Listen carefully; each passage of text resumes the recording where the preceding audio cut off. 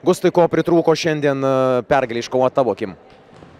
Sunku pasakyti, iš tikrųjų manau labiausiai tai trūko kovos, nes žaidžiant prieš šitą komandą labai akcentuojam tą kovą, ypač kamuolius puolime, kurie ir parodo, kad tikrai šiandien Žalgiris labai atkakliai kovojo ir tie kamuoliai atkovoti puolime ir padarė, manau, labai didelį tą, jie iš to pasidarė labai daug taškų ir tas labai, manau, nulėmė.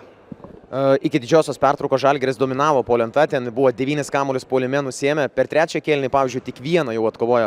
Turbūt didžiosios pertraukos metu pagrindinis akcentas grįžimui iš trenerių ir buvo vėlgi tie puolime kamuoliai varžovų. Taip, tai ir tiek prieš varžybas tai akcentavom ir per ilgąją pertrauką, tai buvo pirmas dalykas, ką treneris pasakė iš tikrųjų, tai gal kažkiek susitvarkėm, bet vis tiek galėjom ir pirmoji pusė tai geriau sutvarkyti ir tas labai jautėsi iš tikrųjų. Ar Satterfieldo netektis kažkiek įtakojo komandos irgi, nežinau, pats kaip matei aikštelėje sprendimus, ar tiesiog laikėtės plano taip pat kaip ir būdami laikotės su juo? Laikėmės iš tikrųjų plano, aišku, Džarelis labai mums padeda, ten ypač šiandien, kai mažai tritaškių išsimetėm, tas procentas irgi ne pats geriausias, tai Džarelis būtų padėjęs, bet vis tiek, kad ir netenkam vieno ar dviejų žaidėjų, stengiamės plano laikytis.